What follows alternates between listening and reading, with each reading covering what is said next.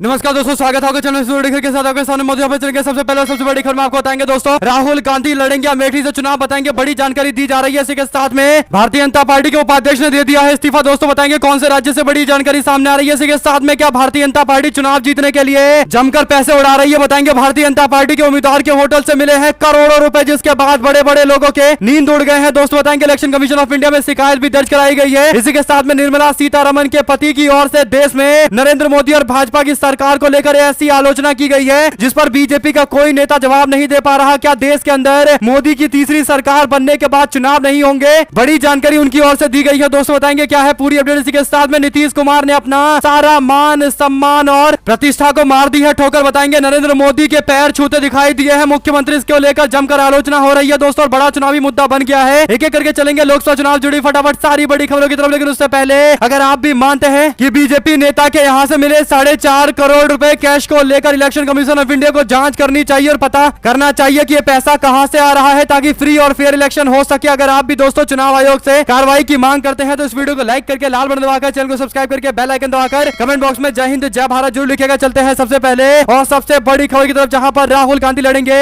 अमेठी से चुनाव। इसमें कोई इफ और बट नहीं है। जो जानकारी दी जा रही है उसके अनुसार 26 अप्रैल को राहुल गांधी अमेठी की सीट से अपना नामांकन भरेंगे। तब तक दूसरे चरण के वायनाड के मतदान हो चुके होंगे। सूत्रों के अनुसार कांग्रेस पार्टी के नेता राहुल गांधी वायनाड के मतदाताओं को यही संदेश देना चाहते हैं कि वायनाड के संकल्प के रूप में अमेठी की सीट है, यानी एक तीर से दो शिकार करने की कोशिश की जा रही है। दोस्तों एक और राहुल गांधी वायनाड की जनता को ये स्पष्ट संदेश देंगे कि वो अमेठी से इसलिए लड़ रहे हैं क्योंकि स्मृति ईरानी और भारतीय जनता पार्टी के लोग चैलेंज कर रहे थे। वायनाड उनकी असली सीट है। सूत्रों के अनुसार कांग्रेस पार्टी वायनाड के मतदाताओं को यही संदेश देना चाहती है, और अमेठी क्योंकि गांधी परिवार का गढ़ रहा है तो राहुल गांधी यहाँ से मैदान में उतर रहे हैं। अगर आप भी मानते हैं कि सही स्ट्रेटजी के साथ राहुल गांधी मैदान में है तो अपनी राय जरूर लिखा जाएगा। साथ साथ दोस्तों उड़ीसा में चुनाव से पहले भारतीय जनता पार्टी के लिए बुरी खबर सामने आई है। उड़ीसा इकाई की उपाध्यक्ष लेखाश्री सामंत सिंघर ने रविवार को पार्टी से इस्तीफा देते हुए बीजू जनता दल का दामन थामा है। लेखाश्री भुर्गू बख्शी पात्रा के बाद बीजेपी की ये दूसरी बीजेपी उड़ीसा प्रदेश उपाध्यक्ष जिन्होंने एक सप्ताह के भीतर ही इस्तीफा दे दिया है। इसके बाद कई सारे और भी इस्तीफे सामने आने वाले हैं। उड़ीसा के अंदर भारतीय जनता पार्टी धीरे धीरे करके कमजोर होती जा रही है। आप लोग अपनी राय जो लिखा जाएगा। साथ साथ लोकसभा चुनाव 2024 को जीतने के लिए क्या साम दाम दंड भेद के साथ साथ धन और बल का जबरदस्त उपयोग किया जा रहा है। दरअसल दोस्तों प्रधानमंत्री मोदी 400 सीटें जीतने का दावा करते हैं, लेकिन उनके नेताओं से जुड़े हुए 4.5 करोड़ रुपए जब्त किए गए हैं। आपको बता दें कि जो जानकारी दी जा रही है, तमिलनाडु में चुनाव उड़न दस्ते ने 4 करोड़ रुपए जब्त किए हैं। अधिकारियों ने इस मामले को लेकर 3 लोगों को गिरफ्तार किया। जब इन तीनों से जांच की गई, पड़ताल की गई, तो इन तीनों के तीनों लोगों ने बीजेपी के उम्मीदवार नन्नार नागेंद्रन का नाम लिया है। इस मामले में तांबरम चेन्नई की पुलिस ने गोपनीय सूचना मिलने के बाद तांबरम रेलवे स्टेशन से ट्रेन के जरिए पैसों की तस्करी को लेकर जबरदस्त कार्रवाई की है। दोस्तों 6 बैगों के अंदर ये 4 करोड़ रुपए कैश जब्त किए गए हैं। जांच से पता चला है कि यह मामला भारतीय जनता पार्टी के तिरुनेलवली से बीजेपी के उम्मीदवार नन्नार नागेंद्र उसके बॉस का है। यहाँ पूर्व सेवकम में नन्नार नागेंद्र के ब्लू डायमंड होटल के मैनेजर के तौर पर कार्यरत है। साथ ही साथ ये भी पता चला है कि पेरूमल नन्नार का रिश्तेदार है। इस मामले में अधिकारी तीनों को गिरफ्तार कर तांबरम पुलिस स्टेशन ले गए। साथ साथ दोस्तों अर्थशास्त्री और देश के वित्त मंत्री निर्मला सीतारमण के हस्बैंड परागला प्रभाकर ने एक सनसनीखेज दावा किया है। उन्होंने कहा कि अगर भारतीय जनता पार्टी 2024 का लोकसभा चुनाव जीत जाएगी तो ये लोग संविधान को बदल के रख देंगे और ये देश के लिए अंतिम चुनाव होने वाला है। दरअसल दोस्तों ये बात कोई और नहीं बल्कि निर्मला सीतारमण के पति और इकोनॉमिस्ट कह रहे हैं। इसका सीधा मतलब यह है कि काफी ज्यादा संजीदा ये मामला है। ऐसे में कांग्रेस पार्टी के नेताओं के द्वारा ये जो मुद्दा उठाया जा रहा है कि भाजपा के साथ साथ जहां तहां 400 सीटों की मांग कर रहे हैं केवल इसलिए क्योंकि वो संविधान को बदल सके, क्या ये एक प्रोजेक्ट के तहत काम किया जा रहा है? क्या ये संयोग था या फिर एक सुनियोजित तरीके से किया जा रहा प्रयोग है? आप लोगों की जो भी राय हो लिखकर जरूर बताएगा। चलते हैं एक और बड़ी अपडेट की तरफ, जहां पर तेजस्वी यादव ने नीतीश कुमार के उस वीडियो पर जोरदार निशाना साधा है। दोस्तों इस वीडियो में नीतीश कुमार प्रधानमंत्री मोदी के साथ एक सभा में शामिल हुए थे। इस दौरान भरी सभा में मंच पर नरेंद्र मोदी का पैर छूने का वीडियो काफी ज्यादा शेयर किया जा रहा है। नीतीश कुमार के द्वारा की गई इस पैर छूने की कार्रवाई को लेकर तेजस्वी यादव बोले, कहा आज मैंने नीतीश कुमार का एक चित्र देखा है जहां उन्होंने प्रधानमंत्री नरेंद्र मोदी के पैर छुए हैं, हमें बहुत बुरा लगा है। दरअसल दोस्तों ये वही नीतीश कुमार है जो नरेंद्र मोदी के खिलाफ तीसरा मोर्चा खड़ा करने की बातें कर रहे थे, इंडिया अलायंस बनाने की बातें कर रहे थे। प्रधानमंत्री मोदी नीतीश कुमार एक ही उम्र के हैं, तो ऐसे में पैर छूने की क्या जरूरत थी? तो क्या नीतीश कुमार ने राजनीतिक तौर पर प्रधानमंत्री मोदी को अपना नेता मान लिया है और क्या वो वाकई नरेंद्र मोदी के सामने नतमस्तक हो गए हैं? आप लोगों की जो भी राय हो लिखकर जरूर बताएगा। चलते हैं एक और बड़ी अपडेट की तरफ, जहां पर सी मैजिक ओपिनियन पोल ने राजस्थान को लेकर एक बार फिर से बड़े दावे किए हैं। दोस्तों राजस्थान में लगभग 25 सीटें हैं। इसमें से भारतीय जनता पार्टी को 13 सीटें मिल सकती है और 49% वोट शेयर मिल सकता है। इंडिया गठबंधन को 11 सीटें मिल सकती है, 46% वोट शेयर मिल सकता है। बाकी अदर्स पार्टी को एक सीट मिल सकती है, 4.5% उनको वोट मिल सकते हैं। इस तरीके के दावे राजस्थान को लेकर लगातार सामने सामने आ रहे हैं और आने वाले दिनों के अंदर ये और ज्यादा मजबूती से दिखाई देगा। दोस्तों इसके पीछे बड़ा कारण यह है कि कांग्रेस पार्टी धरातल पर अपनी स्थिति को और ज्यादा मजबूत करती जा रही है। आप लोगों की जो भी राय हो लिखकर जो बताएगा। साथ साथ ओपी राजभर के खेत में गेहूं काटने का मामला सामने आया। सपा के प्रत्याशी राजीव राय ने दिया बयान। सूट बूट पहनकर गनर के साथ अपना वीडियो बनवा रहे राजभर समाज हिसाब मांग रहा है। बेटे की जीत के लिए उठक बैठक कराकर अपमान कराया। पूरे राजभर समाज का अपमान कराया। सपा के राष्ट्रीय सचिव इंडिया अलायंस के प्रत्याशी राजीव राय ने शहर के शहादतपुरा के अंदर एक सभा को संबोधित करते हुए बातें कही है। दोस्तों कुल मिलाकर ओपी राजभर जिस तरीके से वीडियोग्राफी करवा रहे हैं, सोशल मीडिया पर कई सारे सवाल उनको लेकर खड़े किए गए हैं। साथ मध्य प्रदेश के अंदर समाजवादी पार्टी के प्रत्याशी को इंडिया गठबंधन ने खजुराहो की सीट से मैदान में उतारा था, लेकिन उनके नामांकन को रद्द कर दिया गया। इसके बाद इंडिया ब्लॉक ने कहा है कि मध्य प्रदेश के खजुराहो सीट पर चुनाव लड़ रहे उम्मीदवारों में से एक का समर्थन करेंगे। दरअसल इस सीट पर समाजवादी पार्टी की मीरा यादव का नामांकन रद्द कर दिया गया है। भारतीय जनता पार्टी शासित राज्य में इंडिया के सीट बंटवारे के तहत कांग्रेस पार्टी ने खजुराहो की सीट समाजवादी पार्टी के लिए छोड़ दी थी। अब जो जानकारी दी जा रही है किसी और उम्मीदवार को समर्थन किया जाएगा। दोस्तों यानी भारतीय जनता पार्टी के लिए यहाँ पर इजी वॉक नहीं दिया जाएगा, यानी उनको यहाँ पर संघर्ष करना पड़ेगा। इंडिया ब्लॉक तीसरे उम्मीदवार को सपोर्ट करके मैदान में उतारने जा रहा है। साथ बता दें कि इंडियन एक्सप्रेस जो देश के अंदर बड़े अखबारों में से एक है, उन्होंने प्रधानमंत्री मोदी की एक टिप्पणी को मेन फ्रंट पेज पर छापा है। इसमें लिखा गया है कि कांग्रेस पार्टी का जो मैनिफेस्टो है वो मुस्लिम लीग का स्टाम्प है। इसके बाद प्रशांत टंडन बोले, कहा ये हमारे देश के अंदर टॉप न्यूज अखबारों में से एक है जिन्होंने प्रधानमंत्री मोदी के बयान पर यह बातें छापी है। कुल मिलाकर दोस्तों अखबार ने जो बातें छापी इससे एक चीज समझ में आ रहा है, जैसा कि प्रशांत टंडन भी कह रहे हैं कि प्रधानमंत्री मोदी के पास अपने 10 साल के सरकार के लिए गिनवाने के लिए कुछ नहीं है। शायद यही बड़ा कारण है कि इस तरीके की टिप्पणियां प्रधानमंत्री को करनी पड़ रही है और न्यूज अखबारों को फ्रंट पेज पर छापना पड़ रहा है। साथ प्रधानमंत्री मोदी बताए कमल छाप साबुन से नहाकर बेईमान कैसे ईमानदार हो जाते हैं। नवादा में प्रधानमंत्री मोदी की रैली पर तेजस्वी यादव ने निशाना साधा है। प्रधानमंत्री मोदी नवादा की रैली पर पहुंचे थे। इस दौरान उन्होंने विपक्षी पार्टियों को निशाने पर लेते हुए कई सारी बातें कही थी। तेजस्वी यादव ने निशाना साधते हुए 10 सवाल पूछे हैं। उन्होंने कहा कि आज प्रधानमंत्री नवादा की बिहार में होने वाली रैली को लेकर बिहार वासियों में उत्सुकता है और उम्मीद है कि प्रधानमंत्री आज प्रदेश वासियों को भाषण में ये अवश्य ही बताएंगे कि वो बीजेपी के संस्थागत संगठित और व्यवस्थित भ्रष्टाचार के छुपाने के लिए हमेशा विपक्ष और विपक्षी नेताओं को भ्रष्टाचारी तथा घोटालेबाज क्यों बताते रहते हैं। उन्होंने कहा कि प्रधानमंत्री बताएंगे कि कोई भी विपक्ष का नेता कितना भी ईमानदार हो, नौकरीदाता, समतावादी, लोकतांत्रिक, लोकप्रिय, सच्चा, अच्छा और परिणाम उन्मुख हो, लेकिन प्रधानमंत्री जी उसे भ्रष्टाचारी, बेईमानी, निकम्मा और बुरा क्यों कहते रहते हैं। प्रधानमंत्री बताएंगे क्यों बीजेपी ने देश के सबसे अधिक परिवारवादी वाले नेताओं को टिकट दिया है। प्रधानमंत्री जी बताएंगे क्यों जांच एजेंसियां बीजेपी के नेताओं के घर पर छापे नहीं मारती, बीजेपी की जांच क्यों नहीं होती। प्रधानमंत्री जी बताएंगे क्या कि बीजेपी के नेताओं का काला कारोबार, भ्रष्टाचार, कदाचार, दुराचार, अत्याचार माफ क्यों हो जाता है। तेजस्वी यादव ने इसके बाद नोटबंदी का मुद्दा उठाया है दोस्तों, और कई सारी और भी बातें रोजगार को लेकर उठाई गई है। कुल मिलाकर उन्होंने प्रधानमंत्री मोदी से कहा था कि इन मुद्दों पर जवाब देना, लेकिन प्रधानमंत्री मोदी आए, नवादा में रैली की, ऐसी कोई बात नहीं की और चले गए। साथ लोकसभा चुनाव से पहले पश्चिम बंगाल में केंद्रीय सुरक्षा बलों की 100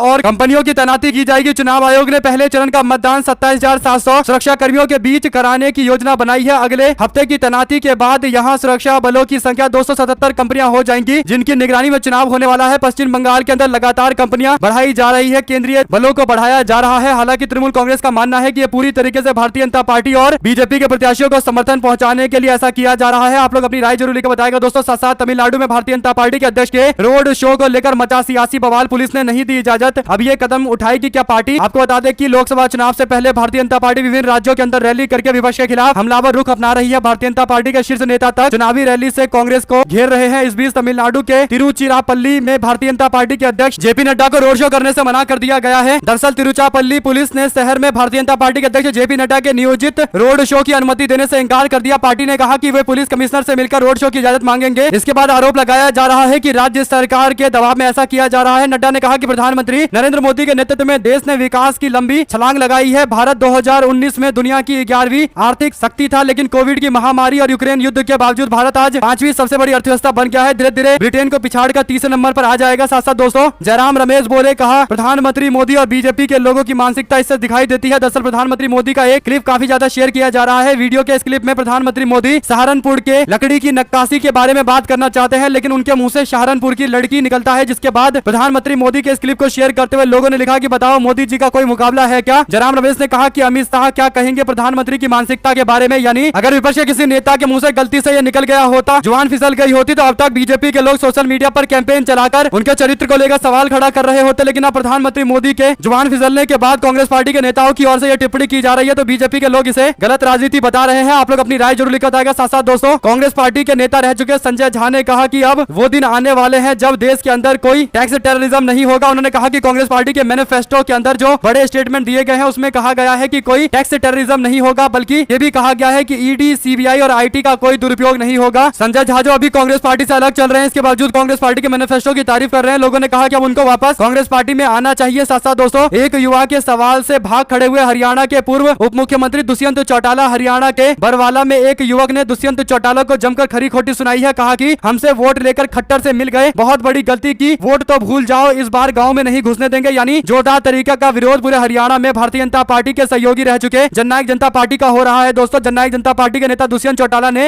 एक बार भारतीय जनता पार्टी के साथ सरकार बना ली। उनको लगा कि सारे बेनिफिट्स मिल जाएंगे, लेकिन अब जब सवाल पूछे जा रहे हैं तो इसका एक जवाब भारतीय जनता पार्टी के पूर्व सहयोगी नहीं दे पा रहे हैं। उनको गांव में जाकर लोगों से वोट मांगने पड़ रहे हैं, लेकिन यही लोग अपनी नाराजगी व्यक्त कर रहे हैं। आप लोग अपनी राय जरूर लिखकर बताएगा। साथ साथ दोस्तों, भारतीय जनता पार्टी के नेता खुद को भगवान ना समझे। बिहार के नवादा में प्रधानमंत्री मोदी ने चुनावी रैली को संबोधित करते हुए इंडिया अलायंस और आरजेडी पर सनातन धर्म के अपमान का आरोप लगाया। इस पर तेजस्वी यादव ने आगे कहा कि मेरे घर में मंदिर है, हम लोग पूजा नहीं करते, तो क्या ये दिखाने वाली बात है? क्या हम क्या विरोधी हैं? जितने भाजपा के नेता हैं वो अपने आप को भगवान समझ रहे हैं क्या? उनको विरोध कर रहे हैं तो ये भगवान का विरोध कैसे हुआ? बीजेपी के लोग अपनी तुलना भगवान से ना करें, भगवान सब देख रहे हैं, सबको वही जाना है। भगवान जब न्याय करेंगे तो इन लोगों को पता चल जाएगा। अपने आप को भगवान से तुलना ना करें। कुल मिलाकर दोस्तों, प्रधानमंत्री मोदी और भाजपा के लोग जिस तरीके से टिप्पणी करते हैं, ऐसा लगता है कि इन्होंने सनातन धर्म का ठेका ले रखा है और विपक्ष के अन्य नेता सारे सनातन विरोधी हैं। इस तरीके से टिप्पणियां की जाती है। उसके बाद प्रधानमंत्री मोदी के भाषणों को, उनके शब्दों को, बयानों को 10 बार मीडिया में चलाया जाता है। गोदी मीडिया पूरे प्लान के साथ इस पर डिबेट कराई जाती है ताकि लोगों के मन में ये स्थापित कर दिया जाए कि विपक्ष सनातन विरोधी है। आप लोग अपनी राय जरूर लिखकर बताएगा। दोस्तों, इसी के साथ में कांग्रेस पार्टी के नेता राहुल गांधी ने सोशल मीडिया पर एक वीडियो शेयर करते हुए लिखा कि हमसे कई सारे लोगों ने कहा कि ये जो आपका मैनिफेस्टो है ये क्रांतिकारी है, ये मैनिफेस्टो हिंदुस्तान की जनता के सुझाव से बने हैं। इसके लिए मैं आप सभी का धन्यवाद देता हूं। आपसे आग्रह भी करता हूं कि कांग्रेस के मैनिफेस्टो के बारे में हमें अपनी राय ईमेल और मैसेज के माध्यम से भेजे। राहुल गांधी ने इस दौरान बताया कि वो रात में लगभग 12:30 बजे के आसपास ये वीडियो रिकॉर्डिंग कर रहे हैं ताकि लोगों से फीडबैक लिया जाए। आप लोगों की क्या राय है दोस्तों? कांग्रेस पार्टी के मैनिफेस्टो को आप लोग 10 में से कितने नंबर देना चाहेंगे? लिखकर जरूर बताएगा। और कौन से और भी वादे किए जाने चाहिए थे और पॉइंट्स ऐड किए जाने चाहिए थे? साथ साथ पश्चिम बंगाल की मुख्यमंत्री ममता बनर्जी ने पुरुलिया के अंदर एक रैली को संबोधित करते हुए बीजेपी और जांच एजेंसी पर निशाना साधते हुए कहा कि एनआईए और सीबीआई बीजेपी के भाई भाई हैं। ईडी और इनकम टैक्स बीजेपी का फंडिंग बॉक्स है। हमारे पास लक्ष्मी भंडार है, लेकिन उनके पास ईडी भंडार, सीबीआई भंडार है। ममता बनर्जी ने आरोप लगाया कि केंद्रीय जांच एजेंसी टीएमसी नेताओं से या तो बीजेपी में शामिल होने या कार्रवाई का सामना करने के लिए कह रहे हैं। उन्होंने आरोप लगाया कि ईडी, सीबीआई, एनआईए और इनकम टैक्स जैसी एजेंसियां भाजपा के हथियार के रूप में काम कर रही है। उन्होंने कहा कि बीजेपी हर राजनीतिक प्रतिद्वंदी को यह कहकर डरा रही है कि जब तक वे बीजेपी में शामिल नहीं हो जाते उन्हें बख्शा नहीं जाएगा। हमने ऐसी स्थिति कभी नहीं देखी। यह अब पूरे देश में हो रहा है। देश भर में बेरोजगारी बढ़ रही है। वहीं पर प्रधानमंत्री घूम घूमकर गारंटी की बातें कर रहे हैं। साथ साथ दोस्तों, प्रशांत किशोर जो अपने आप को पॉलिटिकल एक्सपर्ट बताते हैं, राजनीतिक सलाहकार बताते हैं, उन्होंने भारतीय जनता पार्टी को लेकर दावा किया है कि बीजेपी 300+ सीटें जीतेगी। लेकिन उनके दावों की कुछ लिस्ट है जिस पर एक बार फिर आप इस पर ध्यान दीजिए। प्रशांत किशोर ने कुछ महीने पहले कहा था कि कांग्रेस पार्टी हिमाचल प्रदेश के अंदर चुनाव नहीं जीत पाएगी क्योंकि यहाँ पर 95% पॉपुलेशन हिंदू समाज की है। लेकिन स्थिति यह हुई कि कांग्रेस पार्टी ने 60% सीटें जीतकर मेजोरिटी से चुनाव जीत लिया। उन्होंने कर्नाटका को लेकर कहा था कि भारतीय जनता पार्टी वापसी करेगी। कांग्रेस पार्टी ने बीजेपी को बुरी तरीके से चुनाव हराया। बीआरएस पार्टी के साथ उन्होंने काम किया और दावा किया कि इस बार कांग्रेस पार्टी को हार मिलेगी। बीआरएस पार्टी तेलंगाना में रिपीट करेगी, लेकिन रेवंत रेड्डी के नेतृत्व में यहाँ पर कांग्रेस पार्टी को जबरदस्त जीत मिली। इसके बाद 2024 के लोकसभा चुनाव को लेकर भारतीय जनता पार्टी के लिए जो वो दावा कर रहे हैं, इसे एक प्रोपोगेंडा ही कहा जा सकता है। आप लोगों की जो भी राय हो लिखा जाएगा। साथ साथ राहुल गांधी बोले, कहा यह हिंदुस्तान के चेहरे को बदलने वाला क्रांतिकारी मैनिफेस्टो है। यह हमारा नहीं, आपका यानी हिंदुस्तान की आत्मा का मैनिफेस्टो है। हमने आपके दिल की आवाज को सुनकर समझकर मैनिफेस्टो बनाया है जो आपकी जिंदगी बदल देगी। तेलंगाना के लोग अच्छी तरीके से जान ले कि कांग्रेस पार्टी जो कहती है वो पूरी तरीके से करती है। साथ साथ दोस्तों, भारतीय जनता पार्टी के नेता के द्वारा जिस तरीके से रजवाड़ों का अपमान किया गया था, राजपूत समाज का अपमान किया गया था, उसके बाद Rajput of India social media handle पर जानकारी देते हुए कहा गया है कि उत्तर प्रदेश के पश्चिम इलाकों के अंदर ठाकुर समाज ने फैसला लिया है। क्षत्रिय महापंचायत ननौता सहारनपुर में सर्वसहमति से यह प्रस्ताव पारित किया गया है कि कोई भी राजपूत महाजातिवादी पार्टी भारतीय जनता पार्टी को वोट नहीं देगी। जो भी प्रत्याशी भारतीय जनता पार्टी के खिलाफ सबसे मजबूत होगा उसको वोट दिया जाएगा। मुजफ्फरनगर के अंदर हरेंद्र मलिक को वोट दिया जाएगा। सहारनपुर में इमरान मसूद को वोट दिया जाएगा। कैराना में इकरा हसन के पक्ष में वोट किया जाएगा। गौतम बुद्ध नगर के अंदर राजेंद्र सोलंकी को वोट करेंगे। गाजियाबाद में नंद किशोर पुंडीर को एक मुश्त समर्थन दिया जाएगा। बाकी पूरे वेस्ट यूपी में अन्य सीटों पर भी जो बीजेपी को हराएगा उसी को वोट दिया जाएगा। यानी दोस्तों, राजपूत समाज के मेन सोशल मीडिया हैंडल पर ये जो बातें कही गई है, स्पष्ट तौर पर पश्चिमी उत्तर प्रदेश के अंदर जबरदस्त खेला होने वाला है। इसके साफ संकेत दिए गए हैं। आप लोग अपनी राय जो लिखकर साथ साथ कांग्रेस पार्टी ने अपनी पार्टी के वरिष्ठ नेता संजय निरुपम को पार्टी विरोधी गतिविधियां और अनुशासनहीनता के चलते 6 सालों के लिए सस्पेंड कर दिया। पार्टी और नेता के द्वारा आपस में संघर्ष देखने को मिल रहा था। दोस्तों, ऐसे में बड़ी जानकारी यह है कि संजय निरुपम ने अब कई सारे नेताओं पर निशाना साधना शुरू कर दिया है। प्रियंका गांधी ने उठाया उठाया पेपर लीक का मुद्दा तो संजय निरुपम को याद आए। अशोक गहलोत बोले कांग्रेस जमीनी मुद्दों से अनजान है। कुल मिलाकर दोस्तों प्रियंका गांधी और कांग्रेस पार्टी के अन्य नेताओं को लेकर अब खुलकर टिप्पणियां करने लगे हैं। साथ साथ भारतीय जनता पार्टी को बेंगलुरु रूरल क्षेत्र में तगड़ा झटका लगा है। यहाँ पर जेडीएस और बीजेपी के लिए जड़े हिलाने वाली खबर है दोस्तों। मगाड़ी के कुनीगल और कन्नापुरा के अंदर देवेगौड़ा फैमिली पॉलिटिक्स के लिए तगड़ा झटका है। मंजूनाथ को नुकसान हुआ है। बीजेपी और जेडीएस के कई सारे नेता कांग्रेस पार्टी में शामिल हो गए हैं। धीरे धीरे करके इस सीट पर देवेगौड़ा परिवार से आने वाले व्यक्ति को चुनाव हराने की तैयारी चल रही है। कांग्रेस पार्टी के नेता डीके शिव कुमार और डीके सुरेश ने भी मोर्चा संभाल रखा है। साथ साथ मनोज कुमार झा बोले, कहा प्रधानमंत्री जी आपका आगमन नवादा में हो रहा है, कृपया ईडी सीबीआई आईटी की दबिश का इस्तेमाल करके आपकी अपनी पार्टी से कैसे इलेक्टोरल बॉन्ड कराया गया, इस पर प्रकाश जरूर डालिएगा। बिहार को विशेष राज्य का दर्जा नकारने के साथ नौकरी पर आप शून्य बटा सन्नाटा क्यों है, यह सवाल खड़ा किया गया है दोस्तों। इसी के साथ में सुप्रीम कोर्ट से इलेक्टोरल बॉन्ड अवैध घोषित होने के बाद चुनावी फंडिंग के तौर तरीकों को लेकर सरकार के भीतर मंथन शुरू हो गया है। सूत्रों की माने तो सरकार ने इलेक्टोरल बॉन्ड जैसी नई स्कीम लाने की योजना बनाई है। वित्त मंत्रालय में इनके इनोवेटिव मॉडल पर 2 बैठकें हो चुकी है। इसमें चर्चा हुई है कि कौन सा तरीका है जो संविधान के मानकों पर खड़ा उतरे और सुप्रीम कोर्ट की समीक्षा की कसौटी की बाधा पार कर सके। इलेक्टोरल बॉन्ड के नए अवतार वाली स्कीम को कानूनी कसौटी पर खड़ा रखने के लिए विधि आयोग और कानूनी विशेषज्ञों की समिति बनाई जाएगी। चुनाव आयोग से भी व्यापक परामर्श किया जाएगा। आप लोगों की जो भी राय हो लिखकर जरूर जाएगा। साथ साथ राजस्थान की नागौर लोकसभा सीट से भारतीय जनता पार्टी के प्रत्याशी ज्योति मृधा एक बार फिर से अपने विवादित बयानों को लेकर मुश्किलों में पड़ गई है। उन्होंने खींचसर में चुनाव प्रचार के दौरान एक बयान दिया जिसका वीडियो काफी ज्यादा शेयर किया जा रहा है। हनुमान बेनीवाल ने मृधा के वीडियो पर लंबा चौड़ा पोस्ट लिखते हुए जोरदार निशाना साधा है। दरअसल दोस्तों ज्योति मृधा ने संविधान बदलने की बातें कही थी। हनुमान बेनीवाल ने सोशल मीडिया पर कहा कि नागौर लोकसभा क्षेत्र से मेरे सामने भारतीय जनता पार्टी के टिकट पर चुनाव लड़ रही उम्मीदवार ज्योति मृधा, जिन्होंने हाल ही में बीजेपी के सत्ता में आने के बाद बाबा साहब अम्बेडकर के संविधान को बदलने की बातें कही है। अब फिर से उन्होंने अपने भाषण में वोटों की अपील करते हुए नागौर के खींचसर लोकसभा क्षेत्र की तालिबान से संज्ञा देते हुए तुलना की गई है। ज्योति मृधा ने थली बेल्ट का उल्लेख करते हुए खींचसर को तालिबान कहा। ऐसे बयानों का लोकतंत्र में कोई स्थान नहीं है। कुल मिलाकर दोस्तों ज्योति मृधा के सामने हनुमान बेनीवाल एक मजबूत चुनौती है। शायद यही बड़ा कारण है कि उनको इस तरीके के बेतुके बयान देने पड़ रहे हैं। सांसद अखिलेश यादव का गाजीपुर का दौरा, मुख्तार अंसारी के परिजनों से मिलकर दी संतावना, कस्टोडियल डेथ को लेकर खड़े किए गए सवाल। समाजवादी पार्टी के राष्ट्रीय अध्यक्ष अखिलेश यादव ने रविवार को मुख्तार अंसारी के पैतृक आवास मोहम्मदाबाद पहुंचे, जहां पर इस दौरान उन्होंने मुख्तार अंसारी के परिजनों से मुलाकात करके शोक संवेदना व्यक्त की है। संभावनाएं जताई जा रही थी कि वो मुख्तार अंसारी की कब्र पर फूल चढ़ाकर श्रद्धांजलि अर्पित करेंगे, लेकिन वह कालीबाग कब्रिस्तान नहीं गए जहां पर मुख्तार अंसारी को दफनाया गया है। कस्टोडियल डेथ को लेकर भी उन्होंने सवाल खड़े किए हैं। दोस्तों आप लोग अपनी राय जरूर लिखकर बताइएगा। साथ साथ बिहार को अब तक विशेष राज्य का दर्जा क्यों नहीं मिला, तेजस्वी यादव ने प्रधानमंत्री मोदी से पूछे सवाल, तो अभी तक कोई जवाब भाजपा की ओर से दिया नहीं गया है। साथ साथ लुधियाना में शिरोमणि अकाली दल के काका चुनावी मैदान से हटे। विपिन सूद बोले, कहा नहीं लड़ूंगा चुनाव, सेहत ठीक नहीं है। घुम्मन ढिल्लो और गोहल वाडिया पर विचार किया जा रहा है। शिरोमणि अकाली दल कई सारे कैंडिडेट भी बदल सकती है। साथ साथ दोस्तों आईटी रेड के बाद, टैक्स सर्चेस के बाद भारत से चला गया है। इसे मीडिया के खिलाफ की गई कार्रवाई के तौर पर देखा जा रहा है। बीबीसी इंडिया ने अपने पब्लिशिंग का काम एक प्राइवेट लिमिटेड कंपनी को दे दिया है जो इंडिया की कंपनी है। इसका नाम है कलेक्टिव न्यूज रूम, जो बीबीसी के 4 पुराने एम्प्लॉय के द्वारा बनाया जा रहा है। कुल मिलाकर दोस्तों एफडीआई रूल के तहत मोदी सरकार ने कार्रवाई करते हुए बीबीसी के खिलाफ एक्शन लिया था और इसके बाद ये फैसला लिया गया है, यानी बीबीसी इंडिया का नाम बदलकर अब कलेक्टिव न्यूज रूम होने जा रहा है। आप लोगों की पूरे मामले पर जो भी राय हो लिखकर जो जाएगा। साथ साथ दोस्तों तमिलनाडु में निर्मला सीतारमण एक प्रेस कॉन्फ्रेंस कर रही थी। इस दौरान उनसे कहा गया कि कर्नाटका के रेवेन्यू मिनिस्टर आपको डिबेट के लिए इन्वाइट कर रहे हैं। वो चाहते हैं कि कर्नाटका और भारत के अन्य राज्यों को दिए जाने वाले पैसे के बारे में केंद्र सरकार के मंत्री के साथ वो डिबेट करना चाहते हैं कि कर्नाटका को पैसे नहीं दिए जा रहे हैं। कर्नाटका के रेवेन्यू मिनिस्टर के द्वारा दिए गए डिबेट के चैलेंज को निर्मला सीतारमण ने स्वीकार नहीं किया है। हालांकि बीजेपी कर्नाटका कह रही है कि निर्मला सीतारमण ने सही से जवाब दिया, लेकिन सवाल सबसे बड़ा यह है कि जब एक मंत्री डिबेट के लिए देश के फाइनेंस मिनिस्टर को बुला रहा है तो वो क्यों नहीं जाना चाहती। उनको बताना चाहिए कि क्यों कर्नाटका को उसके रेवेन्यू का अधिकार नहीं मिलना चाहिए और अगर मिल रहा है तो कैसे मिल रहा है। साथ साथ दुष्यंत चौटाला के विरोध को लेकर उनकी पार्टी के कई सारे नेता नाराज है। नैना चौटाला जो उनकी मां है, उन्होंने कहा कि ये किसान नहीं विरोधियों के लोग हैं। यानी दोस्तों आज तक इनको समझ में आया ही नहीं कि ये जो विरोध कर रहे हैं ये वही लोग हैं जिन्होंने चौटाला परिवार को चुनाव जितवाया था। दुष्यंत चौटाला और उनकी पार्टी जननायक जनता पार्टी भारतीय जनता पार्टी का विरोध करते हुए बनी थी। उन्होंने बीजेपी को लेकर ऐसी ऐसी बातें कही थी दोस्तों कि लोगों ने समर्थन भी दे दिया, लेकिन बाद में किसानों के साथ जननायक जनता पार्टी खड़ी नहीं हुई तो उनका अब विरोध किया जा रहा है। तो दुष्यंत चौटाला की मां नैना चौटाला को लग रहा है कि ये किसान नहीं है बल्कि कोई और है। आप लोग अपनी राय जरूर लिखकर बताइएगा। साथ साथ प्रतापगढ़ में राहुल गांधी ने सांसद इमरान प्रतापगढ़ी को पत्र भेजा है। भारत जोड़ो न्याय यात्रा के समर्थन पर धन्यवाद विज्ञप्ति दी गई है। अविश्वास की आड़ में बीजेपी ने विभाजनकारी कार्य सूची को अपनाया है। हमारी न्याय की गारंटी इस दिशा में एक महत्वपूर्ण कदम है, यह जानकारी दी जा रही है। साथ साथ अखिलेश यादव ने जेपी नड्डा की कार खोने और बाद में वाराणसी से कार मिलने को लेकर निशाना साधते हुए कहा कि लगता है कि टोयोटा की कार क्योटो देखने आई थी या फिर यूपी की बीजेपी सरकार की अपराध के खिलाफ जीरो